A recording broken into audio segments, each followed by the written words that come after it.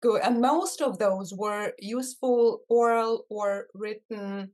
Which would you say were most helpful, and without which you wouldn't be able to pass? I think definitely oral assessments, which I struggled the most because I didn't really have the legal practice experience in the UK in litigation. So I found advocacy assessments was extremely challenging for me because of the very tight time frame. So I did a few mock tests on advocacy and interviews with Olga, and I found it very, very helpful in the sense that they gave me firstly the mindset, what you should be prepared going to those sessions, what preparation, how to use your preparation time effectively, and how to structure your answer. Just basically present the points in which like the examiner would like to hear, and also the feedback, how to write your attendance notes, etc. And I found that was all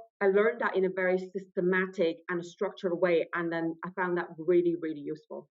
Okay, so it's good that you've touched upon the feedback part and the fact that you did not take just one mock in advocacy, for example. So I understand that your approach was on booking one mock, then listening to the feedback and incorporating it into your knowledge, into your skills, right? And then repeating it again and doing another mock in advocacy.